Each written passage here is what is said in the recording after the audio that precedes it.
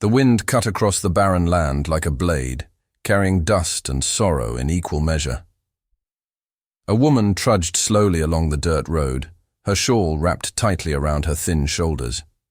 Every step felt heavier than the last, not because of the weight of her belongings.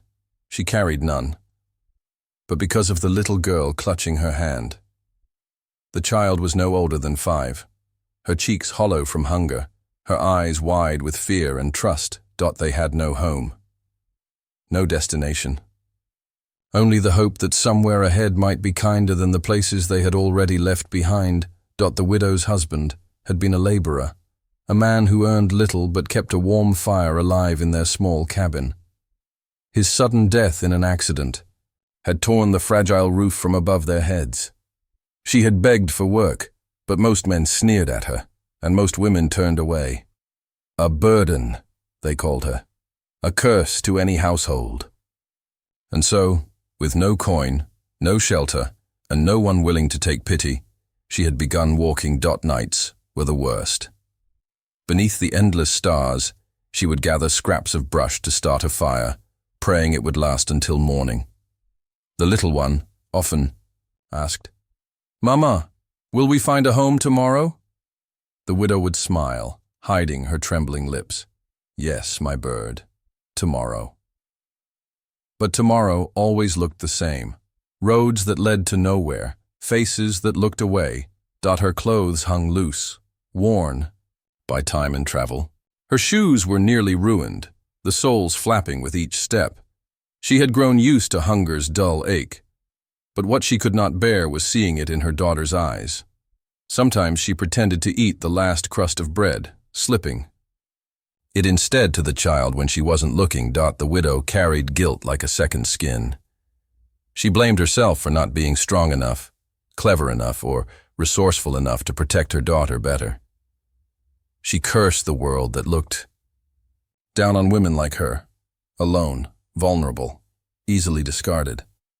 Every town had a church that preached mercy, but every door seemed to close the moment she knocked. Still, she did not stop walking. For the sake of the little hand in hers, she pressed forward. She told herself she would endure the harshness of the world if it meant her daughter could live to see gentler days. Yet beneath her strength was a breaking heart. Sometimes in the stillness of night she would whisper to the darkness, "God, send us a place to belong. Send us someone who won't turn us away." That prayer echoed silently on the morning she stumbled into a small trading post nestled against the hills. She had walked miles without water, her lips cracked, her legs trembling. Her daughter tried to steady her, but the woman's strength finally failed. She collapsed to the ground, dust rising around her in a tired cloud. Passers-by muttered but kept their distance. Some frowned, others shook their heads. She was used to it, pity without kindness. But one pair of eyes lingered longer than the rest. From across the post, a tall figure stood watching. His skin bore the bronze hue of the sun, his black hair tied back neatly, and his presence carried both strength and solitude. An Apache man, quiet and stern, yet his gaze softened as it fell upon the widow and her child. He did not turn away. He stepped forward. And in that small act of mercy, the widow's prayer began to take shape. The world slowed for a moment when the Apache man knelt beside the fainted woman. His shadow fell across her weary face, shielding her from the harsh sun. She stirred weakly, clutching her daughter's hand as though even unconsciousness could not sever the bond between them. The man studied them quietly. He knew hardship when he saw it, hunger carved into the lines of her cheeks, exhaustion in the curve of her back, and despair lingering in her eyes even as they fluttered open. She was not the first to suffer loss, and yet something about her fragility stirred an ache he had long buried. His own daughter tugged gently at his sleeve. A small girl of 7, with hair as dark as midnight and eyes that mirrored his own, looked up at him with concern. "Father," she whispered, pointing to the stranger's child who sat crying beside her mother. "She is scared." The Apache warrior nodded. His voice was deep but calm, like water flowing over stone. "Go then. Be kind." Without hesitation, his daughter crossed the short distance and knelt before the little girl. "Don't cry," she said softly, offering a strip of dried meat she had tucked away in her pouch. The widow's child blinked, startled by the kindness, then accepted it with trembling hands. For the first time in days, she tasted food without fear. The widow tried to rise, embarrassed by her weakness. I'm sorry," she murmured, her voice hoarse. "We did not mean to cause trouble." The Apache man shook his head. "No trouble." His words were simple, his manner unhurried. He extended a hand to help her stand. Though hesitant, she took it. Surprised by the strength and warmth in his grip, he led them to a shaded spot by the trading post. From his pack, he drew water and offered it first to the child, then to her mother. The widow drank carefully, fighting the urge to gulp it down all at once. Her gratitude shone through her tired eyes. "You are traveling?" he asked, his accent noticeable but his English steady. She nodded. We have nowhere to stay." The words tasted bitter, for she hated to admit her truth aloud. He said nothing at first. Instead, his gaze shifted toward his daughter, who now sat side by side with the widow's child, giggling quietly as though they had known each other for longer than a few minutes. Children, he thought, carried no prejudice, only openness. The man's jaw tightened with memory. Years ago, he too had known a woman's laughter, soft hands, and the warmth of companionship. But fate had been cruel. Sickness had taken his wife, swiftly, leaving him alone with an infant girl. He had learned to braid hair with clumsy fingers, to soothe tears with lullabies sung in a rough voice, to cook and clean, though others mocked that such tasks were not for warriors. He had fought not only battles with outsiders, but also the emptiness of nights spent staring at the fire, missing the presence of a partner. He never remarried. Perhaps he had not dared. Perhaps no woman wished to join her life to his. But the loneliness weighed heavier as his daughter grew older, her questions sharper. "Father, why don't I have a mother like other children?" Now, watching the widow brush the hair from her little girl's eyes, his chest tightened. Here was another, soul marked by loss.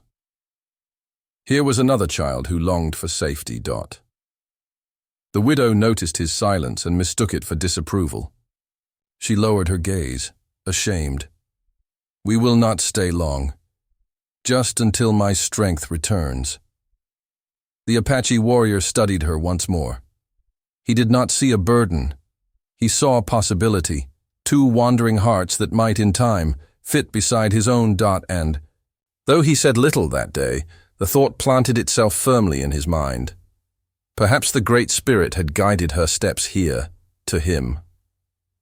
By late afternoon, the widow's strength was nearly gone. Though the Apache man had given her water and food, her body, worn from weeks of wandering, begged for rest. She tried to insist she would be fine. She did not want to overstay her welcome, nor did she trust kindness that came too easily. Life had taught her that help often carried a hidden price. But when she swayed on her feet again, the Apache man's steady hand caught her arm. His expression remained unreadable, yet his tone left no room for refusal. "You and your child will come." "Come." "Where?" she asked, startled. "My home," he answered simply.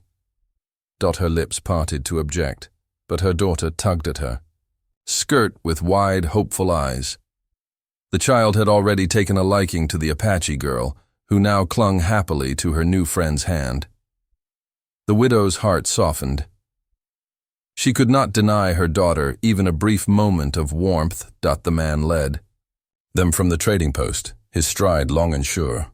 They followed a narrow trail that wound toward the shelter of the hills. The air grew cooler, scented with pine and earth, and at last they reached a small dwelling built of logs and stone. It was modest, yet sturdy, with smoke rising gently from the chimney. The widow hesitated at the threshold. This was not her world. Yet hunger and exhaustion spoke louder than fear. Inside, the cabin held the scent of wood smoke and leather. Bundles of dried herbs hung from the rafters, and a neatly stacked pile of firewood sat by the hearth. The man moved with practiced ease, adding more logs to the fire until the flames glowed bright. His daughter brought 2 blankets and draped them around the widow and her child. "Warm," she said shyly. The widow's eyes stung, not from smoke, but from gratitude she could not express. She lowered herself onto a woven mat near the fire, pulling her little girl into her lap. For the first time in many days, she felt safe enough to breathe deeply. The Apache man placed a clay pot over the fire, filling the room with the rich aroma of stew.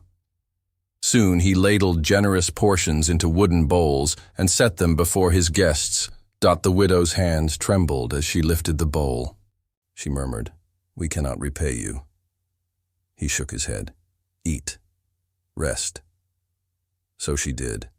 Each bite of stew was like life itself returning to her body. Her daughter devoured hers eagerly, cheeks round again with food. The 2 girls soon settled. Together, whispering and giggling softly in the corner, as though they had been sisters all their lives. Later, as the fire crackled low, the widow found herself speaking. Perhaps it was the warmth of the food, or the comfort of her daughter's laughter, or perhaps it was the silence of the man beside her, patient, unhurried, inviting her words without pressing for them. "My husband died last winter," she began quietly, staring into the flames. "Since then, no one has wanted us. We have walked until our feet bleed, and still, no place will take us in." The Apache man did not look at her, but his jaw flexed slightly. His deep voice carried no judgment. "Loss is a heavy stone. I have carried it too." She turned to him, surprised. He gave a short nod toward his daughter. Her mother walked on when she was very small. Since then, it is only us. The widow's gaze softened. She saw the truth then, the loneliness in his eyes, the weight he bore with quiet strength. They were 2 different worlds, yet their wounds were the same. That night, as the children fell asleep side by side under a single blanket, the widow felt something she had not felt in months. Not hope, not yet, but the faint stirring of belonging. And though she did not know it, the man beside her was already considering what tomorrow might bring. The fire burned low, its glow painting the cabin walls in shades of amber and shadow.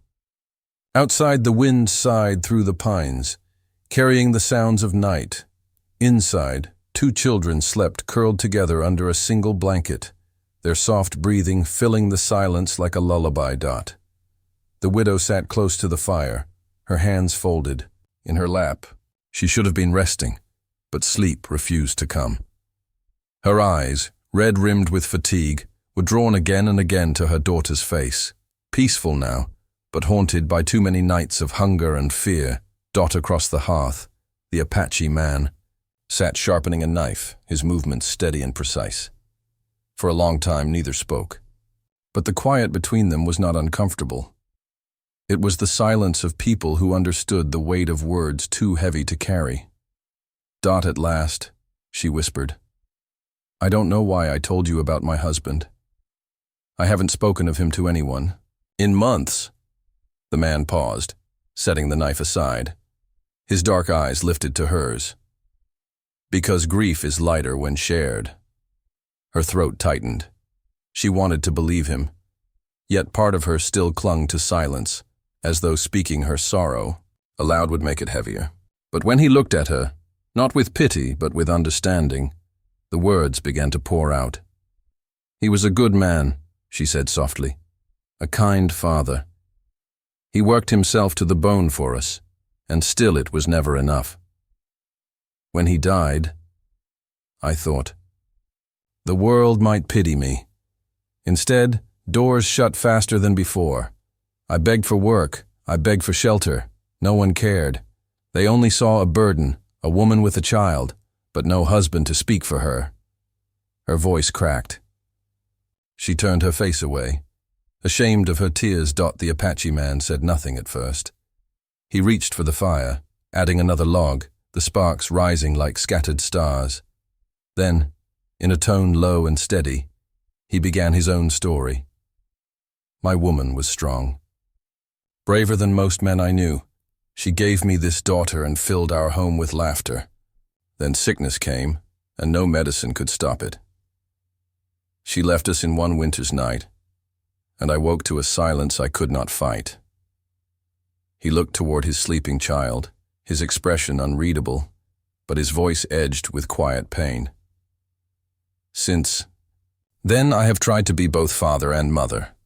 I learned to braid her hair, to sew her moccasins, to hush her tears when she asked for the one who is gone. But there are things a man cannot give.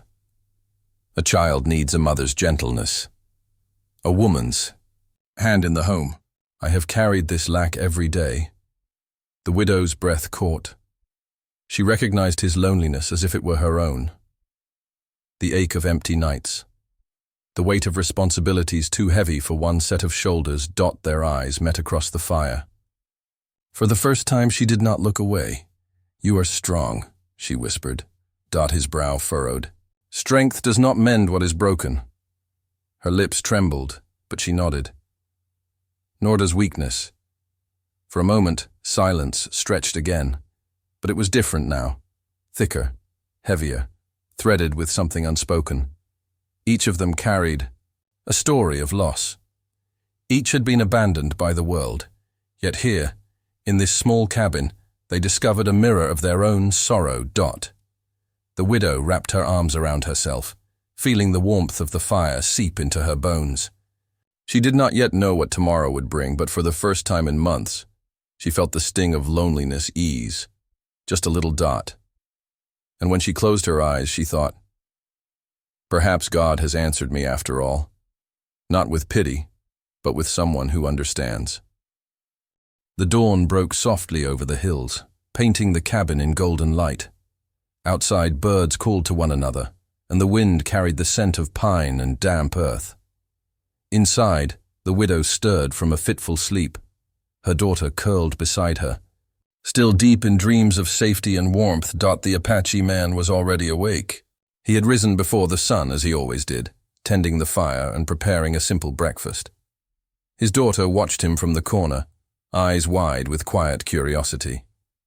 There was a calm in him now, a stillness that came from nights spent alone, learning how to shoulder both love and responsibility. The widow joined him at the hearth, rubbing her arms against the morning chill. She had slept more deeply than she had in weeks, feeling a fragile sense of peace she could not name. He set a bowl of porridge before her daughter, then handed her one for herself. She ate slowly, savoring the warmth of the meal, her gaze drifting. To the man who had offered them this shelter without question. When the children were fed and playing quietly near the fire, he spoke, his voice low but steady, carrying the weight of his decision. Your daughter needs a home, he said simply. The widow blinked, unsure she understood. I don't follow. He let the words hang for a moment, watching her carefully. I have raised my daughter alone since her mother died. She needs a mother's love, someone to care for her and guide her, as I cannot in full. Her heart tightened. She had expected kindness, protection, perhaps friendship, but not this. He continued, his eyes meeting hers with an intensity that was neither demanding nor pleading, but honest in its simplicity. I see how you care for your daughter. I see the strength in you and the love you carry. I also see the loneliness. I have carried mine for many years. I do not ask lightly. He paused, taking a deep breath. Then, as if words alone could make fate tangible, he said, Marry me. Be my wife. Be the mother my daughter needs, and give your child a home that she deserves." The widow froze, her spoon halfway to her lips. The world seemed to tilt slightly, as though the weight of the hills around them had shifted. Her mind raced, first with disbelief, then with fear, and then, quietly, with a spark of hope she had almost forgotten existed. "Mary, you?" she whispered, her voice trembling. "But I am a stranger, a poor woman, homeless, with nothing to offer." His expression softened, but his tone was firm. "Strength and love are more valuable than gold. Your child will have a home. My daughter will have a mother. And perhaps we will all find a family together." She lowered her gaze, her hands twisting nervously in her lap. The room was quiet, except for the fire's crackle and the children's soft laughter. The weight of the proposal pressed on her, and yet beneath it, something else stirred. Possibility.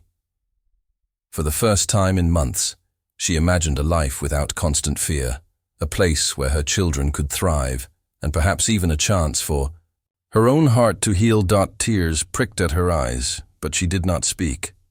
She only looked at him, and in that silent gaze, she felt the truth of his words sink deep into her soul. The Apache man stood, moving closer, without crossing the unspoken boundary of respect. "I am not asking for an answer today," he said, gently. "But think of what your children need. Think of what your heart needs." The widow nodded slowly. Her lips quivered, yet a faint, fragile smile broke through. For the first time since her husband's death, she allowed herself to imagine the possibility of a future she had thought forever lost. And in that small cabin, warmed by the fire and the promise of something new, the first thread of a family began to weave itself. A thread spun from trust, need, and the courage to hope.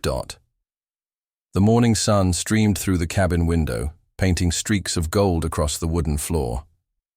The children laughed and chased one another around the hearth, oblivious to the weight of adult decisions. Yet in the widow's heart, a storm raged, a storm of hope, fear, and uncertainty. She sat quietly in the corner, her hands folded over her lap. The Apache man's words from the previous day echoed in her mind. "Your daughter needs a home. My daughter needs a mother." The proposal was simple, yet its implications were enormous. Marry him? Become part of a family that already had roots and rhythms she did not know? Could she trust herself to fit into this life? To be accepted by his daughter and to give her own child a secure place? The thought thrilled and terrified her in equal measure. She glanced at the two girls playing together. Their laughter was bright and free, unshadowed by the worries that clung to her every moment. Her daughter's eyes sparkled with joy, and the Apache girl's face lit with delight at the shared game. Could she deprive them of this budding bond by refusing the man's offer? And yet, fear whispered relentlessly. Marrying an Apache man, she knew the world would not understand. Gossip, judgment, even hostility might follow them. People were quick to label, quicker still to judge. She had survived by being invisible, moving from town to town unnoticed, surviving on pity and scraps. Stepping into this family, stepping into this life, meant leaving that invisible safety behind. She thought of her own daughter. Would she be safe? Would the child be accepted by the world as part of this new family? Could she, a stranger, offer love equal to the one the man had lost, or would she fail both children? The widow's mind twisted with memories of hardship, the nights under open skies, the hunger, the cold, the constant fear. Trust had been a luxury she could not afford. People promised safety and warmth before, and each time she had been let down. How could she believe that this man, this stranger, would be different? Yet amidst the fear, a quiet, persistent hope stirred. His actions had shown her more than words could. He had offered food, warmth, and protection without demand or expectation. He had treated her with respect, not pity. He had seen her strength, not her weakness, and he had invited her to join his life, not forced her into it. Dot. The widow closed her eyes, letting the sounds of the cabin wash over her. The crackle of the fire, the laughter of the children, the soft murmur of wind outside. She realized that for the first time in months, perhaps years, she had the chance to be more than a wanderer, more than a widow defined by loss. She could be part of something whole, a life filled with love and purpose. If she allowed herself to trust Dot, her heart ached with the enormity of the decision, but the pull of possibility was undeniable. Could she risk hope after so much loss? Could she dare to imagine a home where her daughter could grow safely, where her own heart might find peace again? A small hand slid into hers, her daughter's, warm and trusting. "Mama," the little girl whispered, "can we stay?" The widow's throat tightened. She looked at the Apache man, who was quietly observing from across the room, his eyes calm but attentive. In that moment, she understood that the choice was no longer just hers. It was about the children, about giving them a chance to belong, to feel safe, to know love. Her lips trembled as she nodded, a tear slipping down her cheek. "Yes," she whispered softly. "We will stay, if you'll have us." The man's face softened into a faint, knowing smile. He did not press, did not celebrate, but there was a quiet promise in his gaze, a promise that whatever lay ahead, they would face it together. And in that cabin, surrounded by warmth and the laughter of children, the widow felt the first fragile stirrings of hope, courage, and the possibility of family. The days that followed were filled with quiet routines and small, meaningful gestures. The widow woke each morning to the smell of wood smoke and freshly baked bread, her daughter's laughter echoing through the cabin. The Apache man worked as he always had, steady, deliberate, and patient. Yet now there was a subtle shift in his movements, a willingness to include her in tasks that had once been solely his domain. At first, the widow felt awkward. She fumbled while tending the fire, spilled water while fetching it from the stream, and tripped over the threshold more than once. She felt like an intruder in this home, a visitor unworthy of the quiet trust this family had already built over years. But the man never criticized. When she stumbled, he simply guided her hand, showing her the safest way to carry a pail or the proper angle for stacking firewood. His daughter watched silently, studying her every movement. At first, she was cautious, unsure if this new woman could be trusted. Yet, slowly, curiosity and need overcame hesitation. She offered small gestures of friendship, a braid in the widow's daughter's hair, a share of her favorite berries, a whispered secret. Each act, though simple, began to form invisible threads connecting the children. The widow observed these moments with a mixture of humility and quiet pride. She had feared rejection, feared the unknown, but the children's acceptance reassured her. The laughter that now filled the cabin was fragile but genuine, a stark contrast to the lonely silence she had carried for so long. Meals became communal rituals. Together they gathered herbs, ground grains, and prepared simple stews that nourished both body and spirit. The Apache man did not instruct her, but instead offered guidance when needed. He never rushed, never criticized, and the widow learned to watch and imitate, gaining confidence in her own abilities. Evenings were the most delicate. Around the fire, she and the man shared stories. Sometimes it was lighthearted, memories of his childhood adventures or tales of her husband's quirks. But sometimes it was raw and honest, recounting the losses that had shaped them. These shared confessions, once terrifying to voice, became bridges across the gap of strangers. Each night, a little more trust took root. One afternoon, while repairing a section of the cabin wall, the Apache man handed her a hammer with a gentle smile. Careful, he said, his tone firm but kind.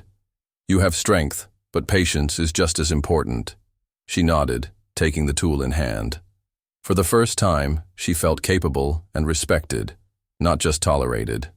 As they worked side by side, hammering and sawing, she realized that trust was not built in grand gestures, but in small, consistent actions. The quiet reliability of someone who did not demand but offered, who observed and guided rather than judged. Her daughter, meanwhile, had become inseparable from the Apache girl.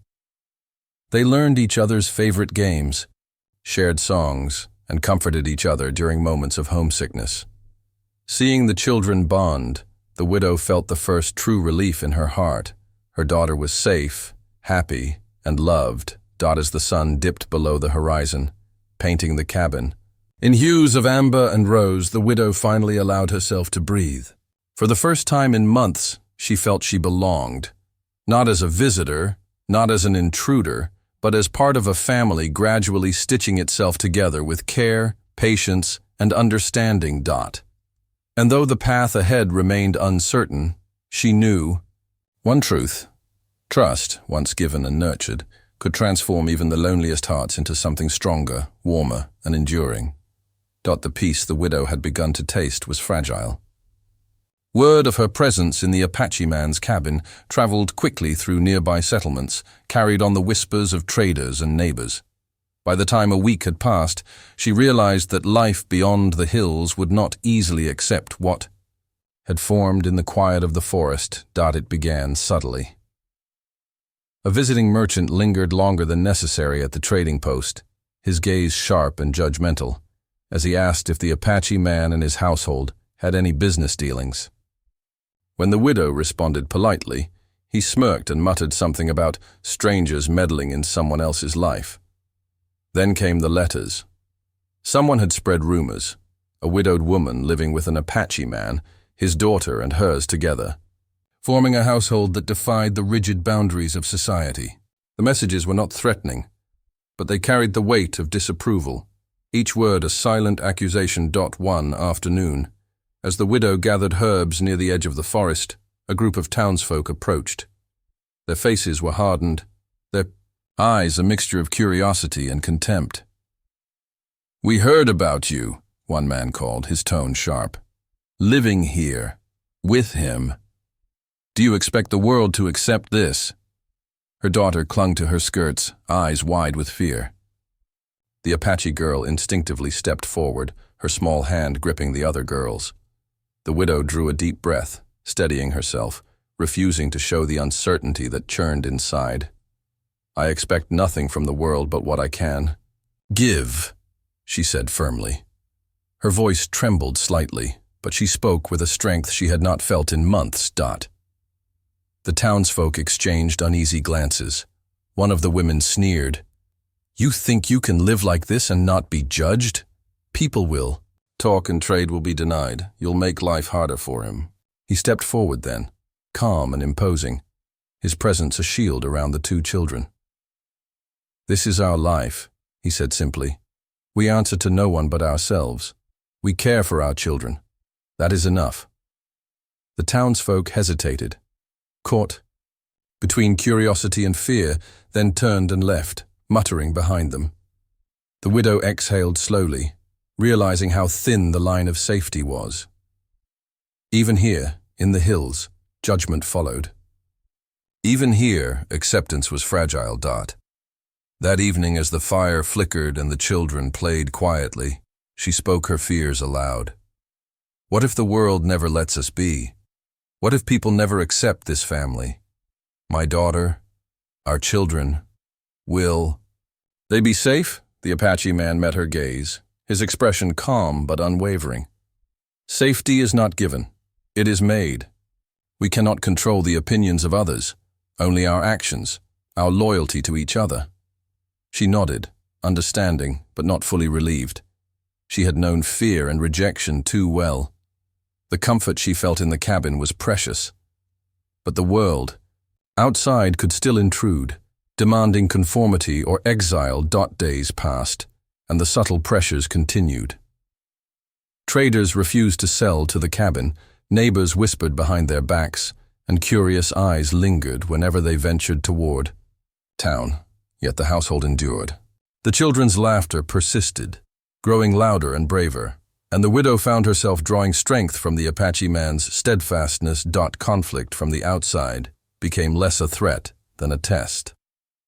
It forced the widow to confront her own courage, to weigh her fears against the tangible warmth and security of this home.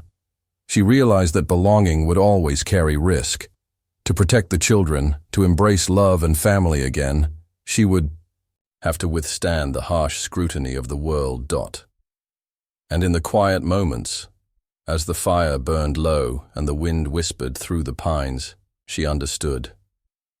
True family was forged, not in comfort alone, but in facing the world together, shoulder to shoulder, heart to heart. The tension from the outside world was nothing compared to the sudden, urgent crisis that struck one chilly morning. The widow's daughter, running to gather firewood near the stream, slipped on a wet rock and fell hard, cutting her leg deeply.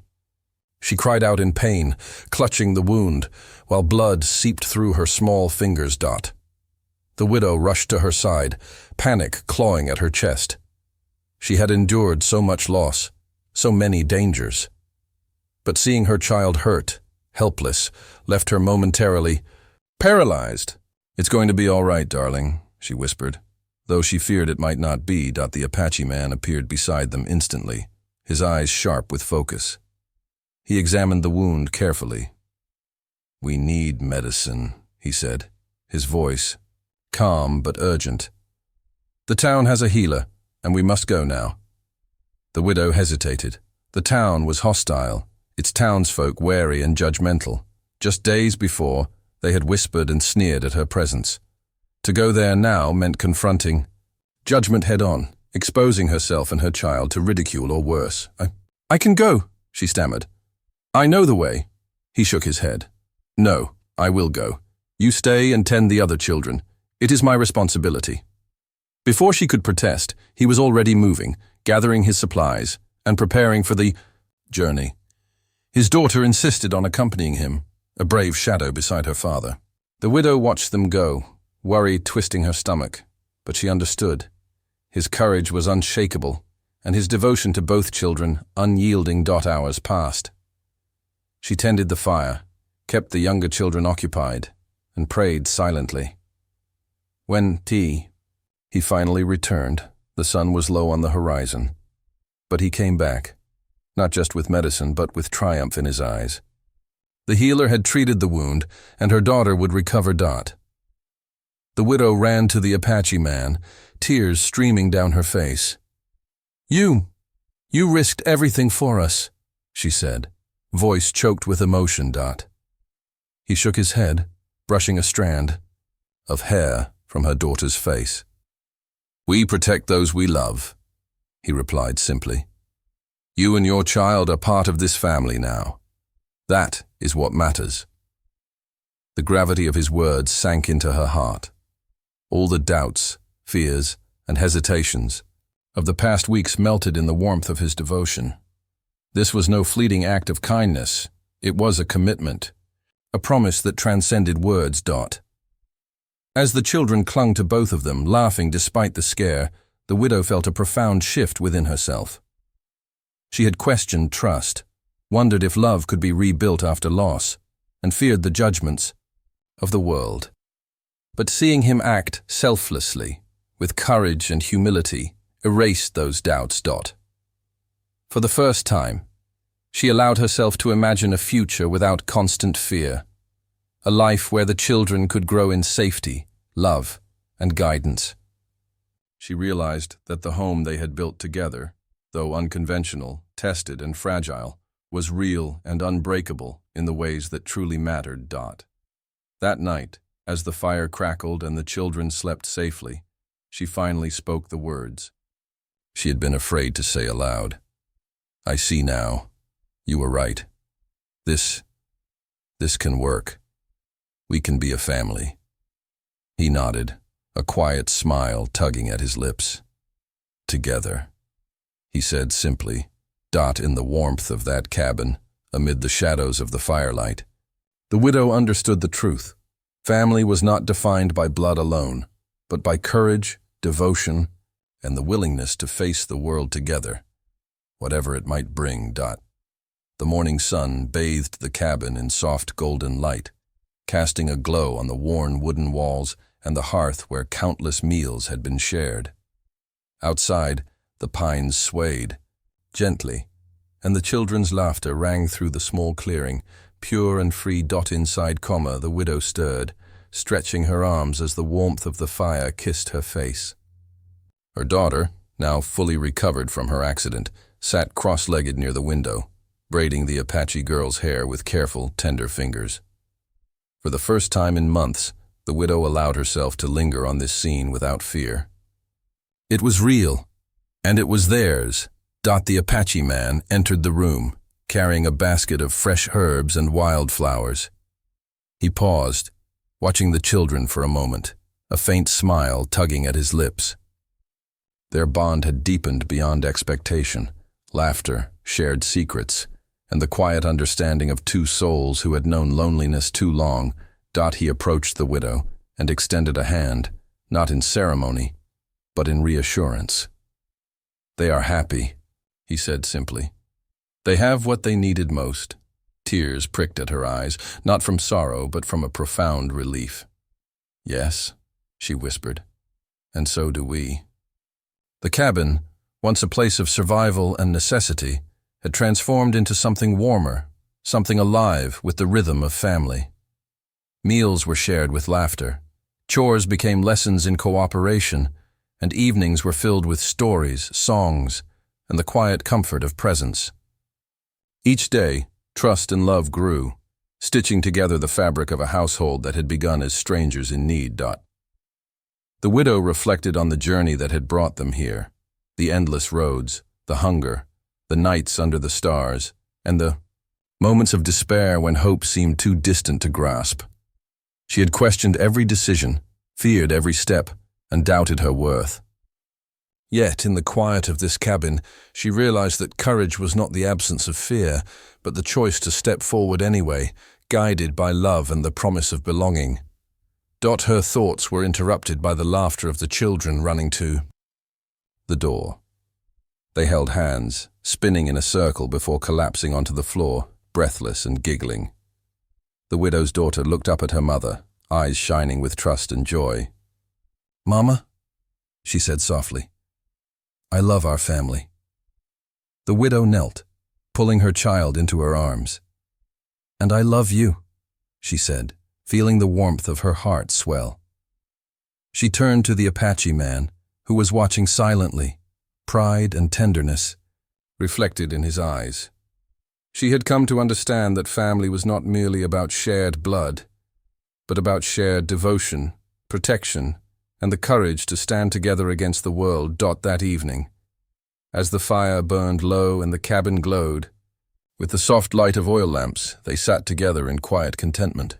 The two girls dozed in each other's arms, a bond forged not by circumstance alone, but by choice. The widow and the Apache man exchanged a glance, a silent acknowledgement of the journey they had undertaken, the trials they had faced, and the love they had found. Outside, the wind whispered through the pines, carrying with it the promise of new beginnings. Inside, the cabin resonated with laughter, warmth, and the undeniable strength of family. They had weathered loss, fear, and judgment, and in doing so had discovered the rare and beautiful truth. Home is where hearts meet, and family is where love endures. And so, under the endless sky and the watchful pines, a new family was formed, stronger for the trials behind them, united by choice, and bound by the enduring promise of love and belonging.